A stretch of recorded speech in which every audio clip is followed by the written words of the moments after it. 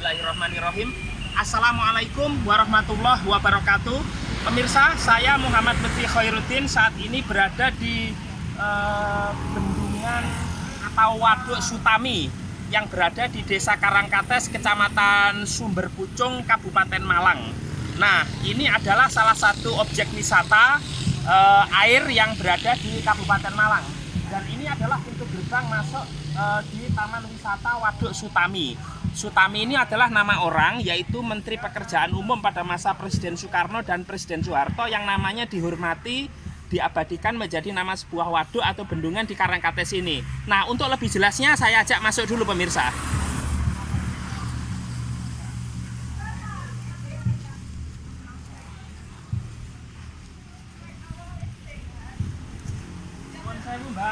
Nah, ini adalah loket masuk pemirsa di bendungan Sutami ini. Bisa pemirsa lihat bagaimana hari biasa kemudian hari libur. Nah, saat ini sore pengunjungnya tidak begitu ramai dan relatif lebih sepi dari hari biasanya. Mungkin kalau akhir pekan agak ramai pemirsa, apalagi saat ini alhamdulillah pandemi sudah mulai mereda. Saya ajak pemirsa untuk masuk ke dalam.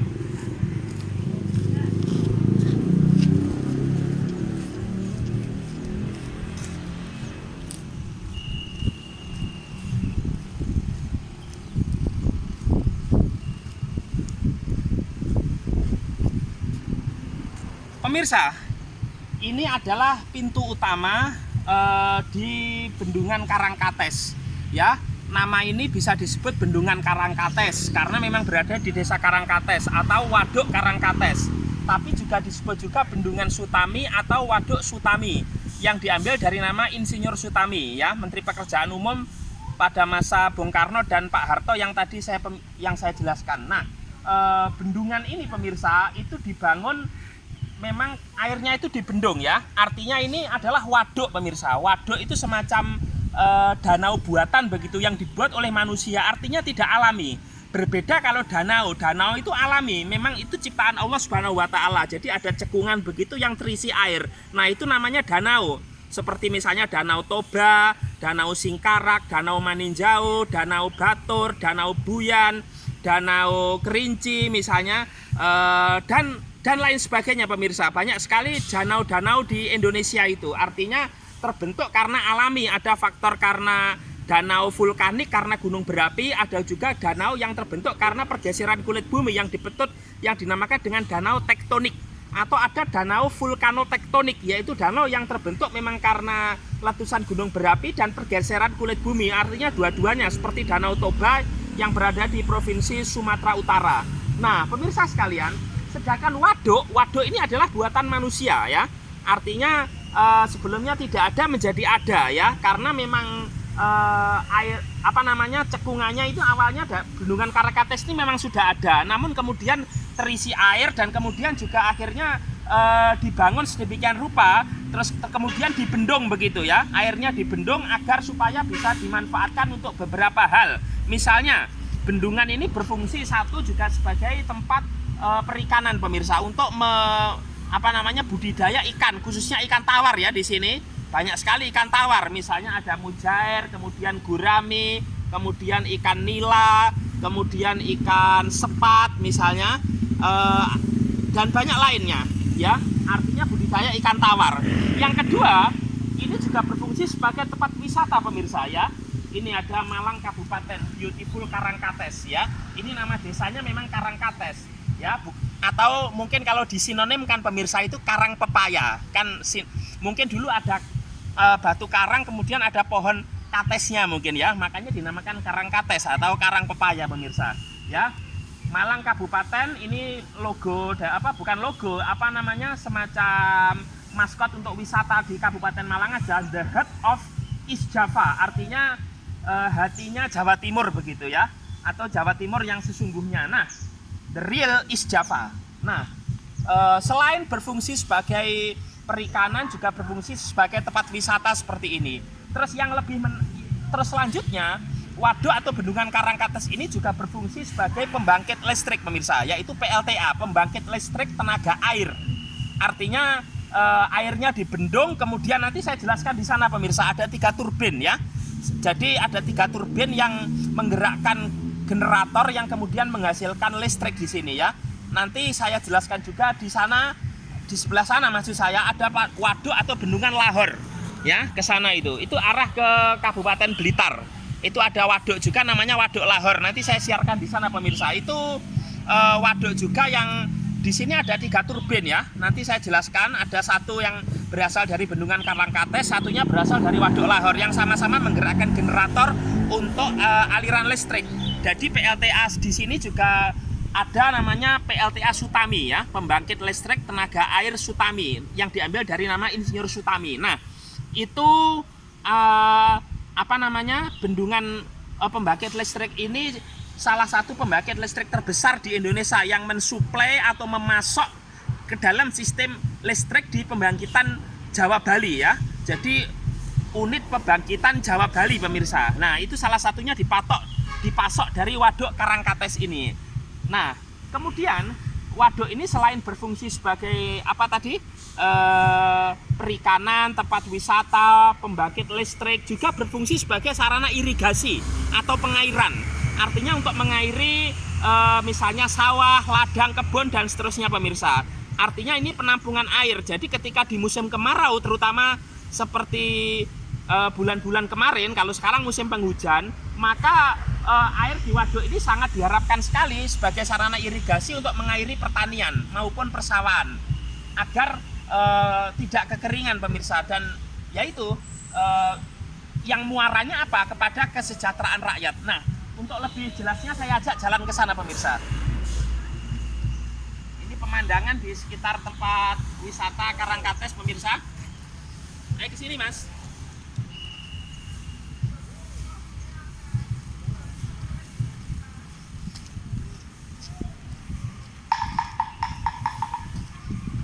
Sekarang agak sepi pemirsa ya, karena pas satu pandemi, yang kedua ini bukan hari libur. Jadi tempat wisatanya sangat sepi. Bisa dilihat ada tempat duduk ya. Kemudian juga bandulan. Apa itu? Bandulan itu namanya. Apa Mas? Bahasa Indonesianya itu? Ban. Ya, bandulan lah pokoknya ini. Ya, tempat-tempat permainan anak-anak lah ini ya. Nah, bisa dilihat pemirsa, ini bendungan Karangkates ya. Ini ada tulisan Beautiful Karangkates. Karangkates yang cantik, yang indah, yang menawan, yang anggun ya, yang mempesona ya. Nah, luar biasa pemirsa.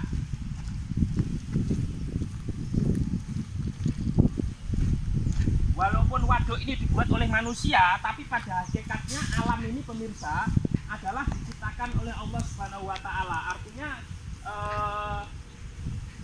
karena ini tidak murni juga manusia begitu. Nah, itu ada kapal, maksud saya perahu ya, perahu namun tidak ada penumpangnya. Biasanya kalau tempat wisata ini rame, itu ada penumpang yang naik itu, wisatawan, dan ada tarifnya pemirsa, ada biayanya begitu naik perahu. Perlu pemirsa ketahui ya, perlihatkan waduk Mas. Bendungan atau waduk ini cukup dalam, memiliki kedalaman kurang lebih 30 meter lebih ya. Artinya memang berbahaya pemirsa kalau kita pengunjung dilarang untuk mendekat, ataupun misalnya untuk mancing, sekedar mancing pun dilarang ya. Karena tidak sedikit juga ada korban jiwa yang tenggelam di waduk Karangkates ini. Nah, saya ajak ke sana.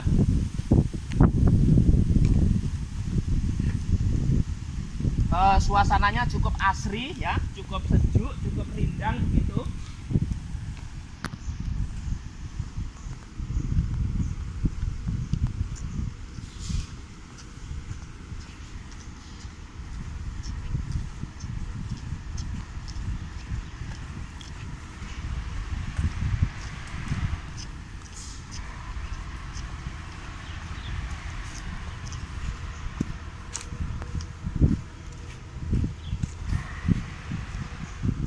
Pemirsa, waduk Karangkates ini diresmikan penggunaannya ya oleh Presiden kedua Republik Indonesia, yaitu Haji Muhammad Soeharto atau Presiden Soeharto, yaitu kurang lebih sekitar di atas tahun 70 ya, tahun 71 ya, 1971 kira-kira Masehi. Kalau saya salah saya mohon maaf. Artinya tahun 70-an bendungan ini diresmikan. Dan 3 tahun kemudian Presiden juga meresmikan Bendungan Lahor yang berada di sebelah sana pemirsa. Nah, Bendungan Karangkates ini bisa pemirsa saksikan, airnya cukup jernih saat ini ya. Waktu menunjukkan pukul 14.30, artinya ini sore hari ya, atau petang begitu. Nah, tampak beberapa pekerja yang sedang melakukan pekerjaan, yaitu berupa mungkin pembuatan pagar lah ya intinya, atau pembenahan di sekitar Waduk Karangkates ini. Nah, saya mau berbicara tentang sosok Insinyur Sutami. Insinyur Sutami ini adalah penggagas, arsitek, orang yang bisa dikatakan berperan penting dalam pembangunan Waduk Karangkates ini. Itu Menteri Pekerjaan Umum pada masa Kabinet Dwi Korah I, ya, pada masa pemerintahan Presiden Soekarno, ya. Ketika tahun 64, 65, 66 begitu. Dan kemudian beliau karena sosoknya yang profesional, tidak berpolitik, pada masa pemerintahan Orde Baru atau Presiden Soeharto, beliau kembali diangkat menjadi menteri, Insinyur Sutami ini. Nah, diangkat menjadi menteri dan cukup lama pemirsa sebagai Menteri Pekerjaan Umum ini. Kalau dijumlah masa pemerintahan Bung Karno dengan Pak Harto itu 13 tahun menjabat Menteri Pekerjaan Umum, dan bisa dikatakan Menteri Pekerjaan Umum yang paling lama begitu ya menjabat itu. Selain mungkin juga ada Insinyur Radinal Muchtar pada masa Pak Harto, mungkin juga pada masa Presiden Joko Widodo ini ada menteri juga yang menjabat 2 periode ya, yaitu Basuki Hadi Mulyono. Kalau Pak SBY ada Pak Joko Kirmanto ya, dan seterusnya ya, nama-nama Menteri Pekerjaan Umum itu. Nah, Insinyur Sutami ini juga sosok yang sangat sederhana sekali kehidupannya. Beliau alumni Institut Teknologi Bandung atau ITB. Insinyur Sutami ini pemirsa, beliau ini juga yang merancang daripada jembatan Semanggi yang berada di Jakarta itu. Kalau pemirsa tahu ya, jembatan Semanggi ya, memang bentuknya seperti daun semanggi ya, seperti lambang di Pramuka itu. Nah, itu penggagasnya adalah Insinyur Sutami, termasuk Gelora Bung Karno ya, Stadion Utama Gelora Bung Karno di Senayan yang dulu dibangun ketika Indonesia menjadi tuan rumah Asian Games, pesta olahraga bangsa-bangsa sebenua Asia itu kan, tahun 1962 ya, kira-kira 62 waktu itu Insinyur Sutami. Termasuk beliau merancang jembatan Ampera di Kota Palembang, ibu kota provinsi Sumatera Selatan. Ampera itu nama kabinet juga pada masa Presiden Soekarno. Ampera ini kepanjangan dari amanat penderitaan rakyat. Nah, di atas Sungai Musi itu jembatan Ampera, salah satu sungai terpanjang di Indonesia, itu Insinyur Sutami pemirsa perancangnya. Sosok yang sederhana sekaligus cerdas sekali, tubuhnya kurus pemirsa. Artinya beliau ini memang sosok yang bisa dikatakan kalau dalam agama itu sosok yang tirakat itu, yang zuhud mungkin ya.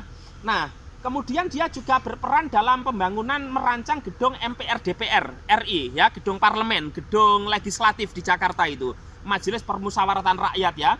Di situ ada Dewan Perwakilan Rakyat juga, sekarang ada Dewan Perwakilan Daerah. Nah, gedungnya itu ada digambar uang 100.000 ya, di baliknya itu 100.000 yang lama ya pemirsa. Nah, di depan kan ada gambar Bung Karno dan Bung Hatta selaku proklamator. Nah, itu perancangnya juga Insinyur Sutami. Termasuk Masjid Istiqlal, kemudian bersama Frederik Silaban ya, seorang insinyur dari Belanda, dan seterusnya. Monumen Nasional juga perannya sangat besar, termasuk Bendungan Sutami ini.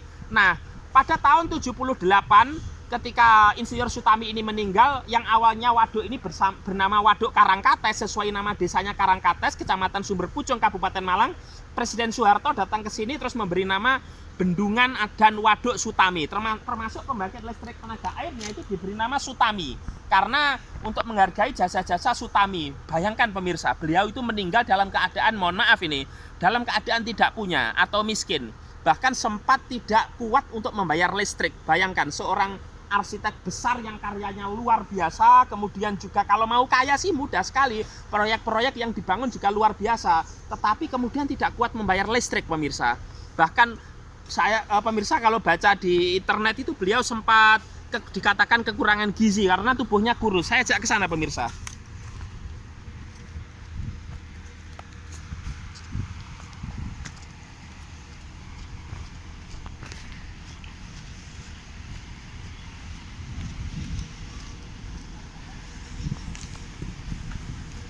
Nah, ini adalah jembatan penghubung menuju ke arah 2 kecamatan di Kabupaten Malang, yaitu Kecamatan Kalipare dan Kecamatan Donomulyo ya, pemirsa. Sebelah sana itu. Nah, Kemudian pemirsa, selain Waduk Karangkates ini ada 5 waduk atau bendungan besar di Indonesia. Satu mungkin ya waduk ini, Waduk Sutami ini, Bendungan Sutami. Nama Bendungan Sutami juga dibuat nama jalan di Kota Malang. Ada jalan Bendungan Sutami ya, terusan dari Jalan Galunggong sama jalan apa itu? Sumbersari ya. Nah, terus jalan Gajayana itu yang menuju ke arah Dinoyo ini ada jalan Bendungan Sutami menuju ke Dieng. Nah, satu ini. Kemudian ada Waduk Jatiluhur ya, Bendungan Jatiluhur itu juga ada pembangkit listrik tenaga airnya yaitu di Kabupaten Purwakarta, Provinsi Jawa Barat. Kemudian ada Waduk Gajah Mungkur di Kabupaten Wonogiri, Jawa Tengah.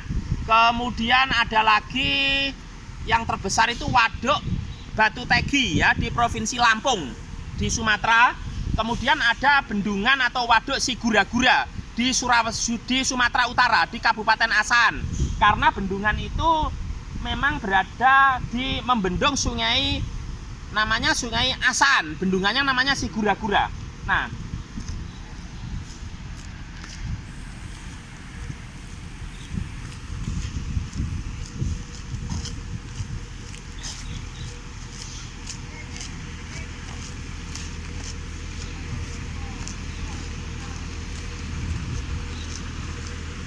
ada pekerja yang sedang mengerjakan proyek di sini pemirsa, apalagi sekarang hari libur mungkin waktu yang leluasa sekali ya.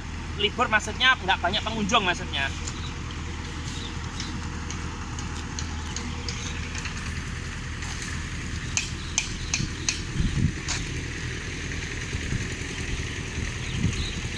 Nah, itu ada tulisan apa itu? Badan Meteorologi dan Geofisika. Mungkin kalau sekarang Badan Meteorologi, Klimatologi dan Geofisika ya atau BMKG.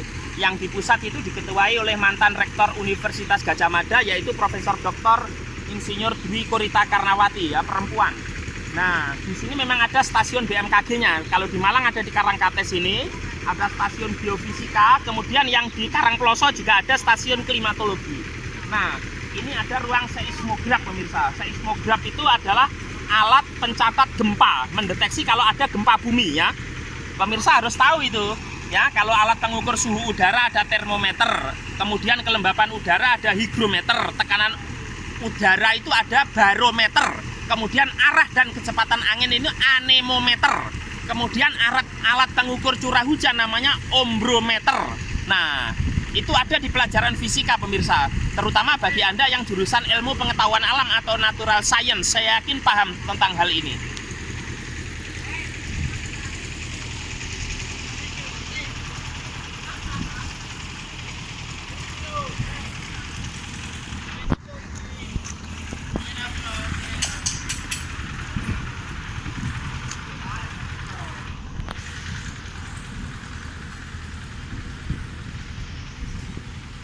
Pemirsa, ini kawasan yang kita itu sesungguhnya dilarang masuk pemirsa ya. Saya perlihatkan di depan sana itu ada 3 tugu ya yang merupakan monumen, bukan monumen ini, ada 3 turbin yang menggerakkan dari pembangkit listrik tenaga air Sutami ini. Ini luar biasa kontribusi dari Waduk Sutami ini untuk memasok kelistrikan Jawa dan Bali pemirsa. Nah, 2 turbin itu hasil bendungan daripada Karangkates ini, yang satu itu dialirkan dari Waduk Lahor. Nah, ini menyumbang hampir ribuan ya megawatt ke arah sistem kelistrikan Jawa dan Bali. Dan ini merupakan objek vital nasional ya atau OBVIT. Artinya kita bisa menikmati listrik tiap hari ini salah satunya dari sistem kelistrikan di sini di Karangkates ini. Dan saat ini ditutup pemirsa. Kita memang dilarang masuk oleh petugas begitu karena diberi pembatas ini. Nah, ini jembatan ini kalau dulu bisa dilewati warga secara bebas, terutama yang berada di 2 kecamatan sana, yaitu Kecamatan Kalipare dan Kecamatan Donomulyo. Kemudian listrik ini pemirsa, kita tahu di Indonesia selain pembangkit listrik tenaga air, juga ada pembangkit listrik tenaga uap misalnya, seperti di Paiton Probolinggo misalnya ya. Kemudian juga di Jawa Barat, di Jawa Tengah, dan di beberapa daerah lain. Kemudian ada juga PLTGU, yaitu pembangkit listrik tenaga gas sekaligus uap. Kemudian juga ada PLTPB, pembangkit listrik tenaga panas bumi pemirsa ya, panas bumi. Artinya bumi ini sangat panas, dan panas ini merupakan energi tersendiri yang bisa untuk menggerakkan turbin yang menghasilkan listrik begitu. Ada juga pembangkit listrik tenaga angin atau tenaga bayu yang terbesar kalau di Indonesia itu di Kabupaten Sidrap di Provinsi Sulawesi Selatan. Kemudian juga ada pembangkit listrik tenaga nuklir, tetapi di Indonesia saat ini masih belum ada pemirsa karena resikonya besar. Seperti kemarin di Jepang ada kebocoran reaktor nuklir itu di Fukushima yang mengakibatkan juga banyak orang yang kemudian meninggal gitu ya, karena memang berbahaya sekali. Padahal di Indonesia sebenarnya pemanfaatan nuklir itu sudah mulai dirintis ya. Ada lembaga namanya BATAN kalau di Indonesia, Badan Tenaga Atom Nasional, artinya tenaga atom ini nuklir. Terus kemudian di bawah BATAN ada BAPETEN, Badan Pengawas Tenaga Nuklir begitu. Nah, jadi itu pemirsa sekalian, di sana perlu pemirsa ketahui bahwa waduk ini dikelola oleh Perum Jasa Tirta I ya. Artinya perusahaan yang mengelola tentang air ya, Tirta. Tirta ini kan bahasa Sanskerta artinya air begitu ya. Nah, bisa pemirsa saksikan ya, dari sini aja pemirsa. Karena ini ada pembatas ya. Nah, ini pemandangan di sana 3 tugu itu. Ya, ada PJB di sana, Pembangkitan Jawa Baliar ya. Nah, itu airnya dibendung kemudian menggerakkan turbin itu seperti kincir angin begitu. Nah, dari kincir itu kemudian memutar generator yang menghasilkan arus listrik. Nah, arus listrik nanti itu akan ditingkatkan dayanya atau wattnya, kemudian tegangan atau voltasenya itu ya, dengan ada namanya trafo. Itu ada trafo step up untuk meningkatkan tegangan, ada juga step down untuk menurunkan tegangan sebelum nanti dialirkan ke pemukiman penduduk. Tentu yang tegangannya sudah rendah. Kalau tegangan tinggi dialirkan itu bahaya sekali pemirsa ya. Ini adalah pemandangan dari Bendungan Karangkates. Sebenarnya di sana ada juga wahana bermain pemirsa, tetapi saya tidak akan meliput ke arah sana. Saya sengaja menyiarkan konten ini tentu sebagai wawasan dan wahana informasi edukatif kepada pemirsa terkait bagaimana Indonesia ini memiliki banyak sumber daya, termasuk sumber daya air, termasuk waduk Karangkates ini. Untuk perikanan bisa, untuk irigasi pengairan juga bisa, sebagai tempat wisata juga bisa, kemudian pembangkit listrik seperti yang pemirsa saksikan juga bisa, termasuk wahana pembelajaran di sini pemirsa ya, edukatif. Karena konten saya ini termasuk adalah konten edukatif, keagamaan, kemudian juga konten yang sifatnya itu memberikan wawasan bermutu lah kepada para pemirsa yang menyaksikan video ini. Mudah-mudahan yang saya sampaikan ini bermanfaat pemirsa. Nah, itu pemandangan ke arah sana ya. Di sini ada tulisannya, memang kita dilarang masuk kecuali petugas pemirsa. Ya, ada palang merah di sini. Nah, jadi kita nggak boleh masuk memang kecuali petugas. Mudah-mudahan yang saya sampaikan ini bermanfaat. Saya berharap bagi pemirsa mendapatkan informasi yang berharga begitu tentang waduk atau Bendungan Karangkates ini. Dan kalau hari libur memang ini rame karena ini hari biasa ya, hari kerja, sehingga tidak seramai seperti hari-hari libur. Sekian dari saya Muhammad Lutfi Khairuddin. Terima kasih atas perhatiannya. Ihdinas siratal mustaqim, wallahu muwaffiq ila aqwamit thoriq. Wassalamualaikum warahmatullahi wabarakatuh.